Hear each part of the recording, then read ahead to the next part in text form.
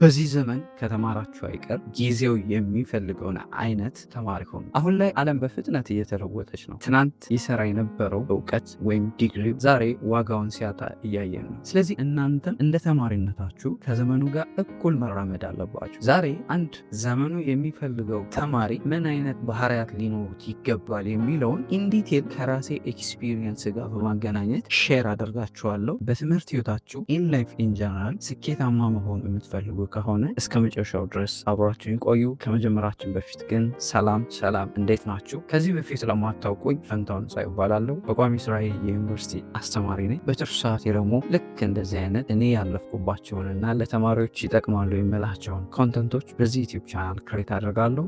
ዩቲዩብ ላይ ልክ እንደዚህ አይነት ቁም ነገር አዘል መረጃዎችን ለማየት የሚመጡ ከሆነና ለዚህ ዩቲዩብ ቻናል አዲስ ከሆናችሁ ሰብስክራይብ በማድረግ ቤተሰብ ይሁኑ።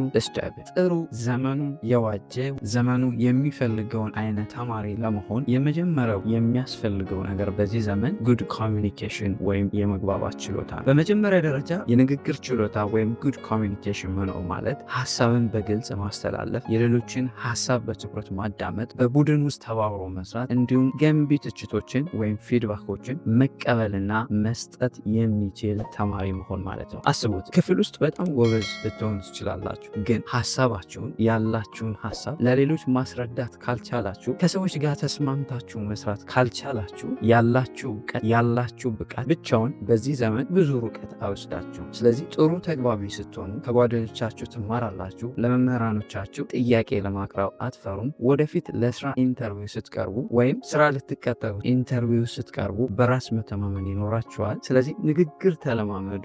ጉድ ኮሚኒኬሽን እንዲኖራችሁ ከሰዎች ጋር በራሳችሁ ልምምድ ማድረግ ይጠበቅባችኋል። በየትኛውም ቦታ ፖዚቲቭ ሆኖ ከተሰማችሁ እና የሚያስፈልግ ነገር ከሆነ ሀሳባችሁን ከመግለጽ ወደ ኋላ አትሆኑ። ሌላውና ሁለተኛው የዚህ ዘመን ተማሪ ቢኖረውና ውጤታማ ይሆናል ብዬ የማስበው ሁለተኛውና በጣም ወሳኙ ነጥብ ራስን ማስተማር የሚችል ተማሪ መሆን። አሁን ባለንበት የኤአይ ዘመን እውቀት በሁሉም ቦታ አለ። አባቶቻችን ሲተርቱ ተማሪ ካለ በሁሉም ቦታ አስተማሪ አለ እንደሚሉት ሁሉ አሁን ላይ እውቀት በሁሉም ቦታ አለ። ከእንግዲህ መምህር ብቻ አይደለም የእውቀት ምንጫችሁ። መምህሩ መንገድ ያሳያችኋል፣ ይመራችኋል፣ መሰረት ይጥልላችኋል። ነገር ግን ከዚያ በላይ ጠልቆ መማር፣ አዳዲስ ነገሮችን መመርመር፣ የማታውቋቸውን ለማወቅ መጓጓት የእናንተ ድርሻ ነው። ሁልጊዜ ከመምህሩ አፍ የምትወጣውን ቃል ብቻ ጠባቂ አትሁኑ። በራሳችሁ ተነሳስታችሁ መጽሐፍቶችን ማንበብ አለባችሁ። ኢንተርኔትን ለበጎ ነገር በመጠቀም ዩቲዩብ ላይ ትምህርታዊ ቪዲዮዎችን ማየት ትችላላችሁ። ኦንላይን ኮርሶችን መውሰድ ትችላላችሁ። አንድ ርዕስ ካልተረዳችሁት ለምን አልገባኝም ብላችሁ ራሳችሁን መጠየቅና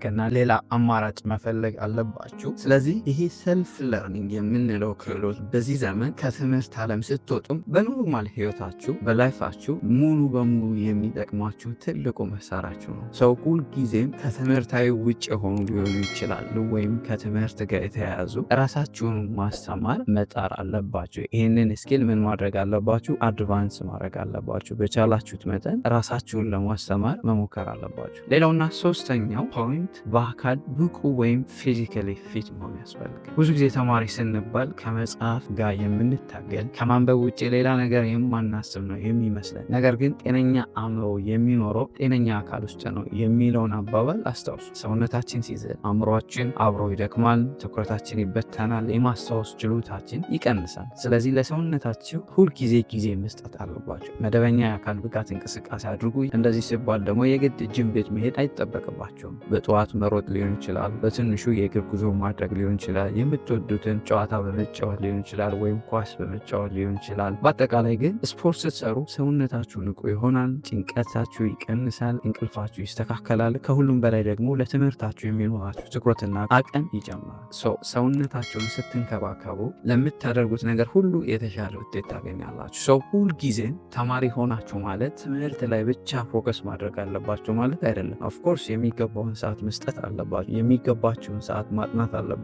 ነገር ግን ፊዚካሊ ደግሞ ፊት መሆን አለባችሁ፣ ጤናችሁን መጠበቅ አለባችሁ። እንግዲህ አብዛኛውን የእኛን ሀገር ካልቸር ስታዩ ፊዚካሊ ፊት አይደለም። ያ ደግሞ አብዛኛው ሰው በጤናው እንዲጎዳ ይሆናል ማለት ሰው ሁልጊዜ አስማች ያስዩካን ፊዚካሊ ፊት ለመሆን ስፖርት መስራት አለባችሁ፣ ጤናችሁን መጠበቅ አለባችሁ። ሌላውና ለዚህ ቪዲዮ የመጨረሻው ፖይንት፣ አራተኛው ፖይንት በእምነታችሁ ጠንካራ መሆን አለባችሁ። እምነት ስንል እንግዲህ የግድ አንድን ሃይማኖት ብቻ መከተል ማለት አይደለም። እርግጥ ነው ሃይማኖት ላለው ሰው እምነቱ ትልቅ የስነ ልቦና መሰረት ነው። ከዛ ባለፈ ግን በራስ መተማመን፣ በምትሰሩት ስራ ማመን፣ የመርህ ሰው መሆን ማለት ነው። ህይወት ሁሌም አልጋ ባልጋ አይደለች። በትምህርት ዓለም ውስጥም ፈተናዎች ይበዛሉ። ውጤት ሊበላሽ ይችላል። ከጓደኛ ጋር አለመግባባት ሊፈጠር ይችላል። የወደፊቱ ሊያሰጋ ይችላል። በዚህ ሁሉ ውጣ ውረድ ውስጥ ቀጥ አድርጎ የሚያቆመን፣ ተስፋ እንዳንቆርጥ የሚያደርገን ውስጣዊ ጥንካሬያችንና እምነታችን ነው። የምትከተሉት የህይወት መርህ ይኑራችሁ። ለጥሩ ነገር ቁሙ። ሀቀኛ ሆኑ። በቻላችሁት መጠን በምታምኑት እምነት ከፈጣሪያችሁ ጋር ያላቸው ግንኙነትን አጠንክሮ ከፈጣሪያችሁ ጋር ያላቸው ግንኙነት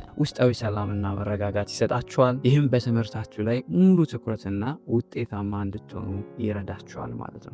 በአጠቃላይ በዚህ ዘመን ከተማራችሁ አይቀር ጊዜው የሚፈልገውን አይነት ተማሪ መሆን አለባችሁ። ለዛም ጊዜው የሚፈልገውን አይነት ተማሪ ለመሆን ደግሞ ጥሩ የሆነ የመግባባት ችሎታ፣ በራስ ተነሳስቶ ራስን የማስተማር ስኪል፣ አካላዊ ጤንነት እና በመንፈሳዊ ጠንካራ የሆነ ሰው መሆን አለባችሁ። እነዚህን ባህሪያት ስታዳብሩ ለፈተና ብቻ ሳይሆን ለህይወት ፈተናም ዝግጁ ትሆናላችሁ። የተሻለ ሰው፣ የተሻለ ዜጋና ለሀገሩም ለወገኑም የሚጠቅም ስኬታማ ግለሰብ ትሆናላችሁ። ስለዚህ እያንዳንዳችሁ ራሳችሁን ፈትሹ። ከነዚህ ባህሪያት የጎደለን የቱ ነው? እንዴት ስላሻችለው እችላለሁ ብላችሁ ራሳችሁን ጠይቁ።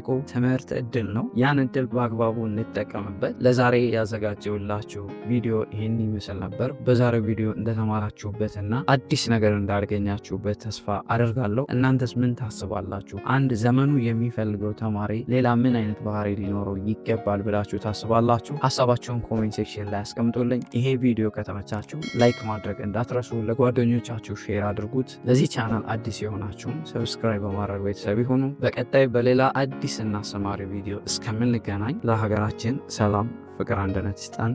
ፒስ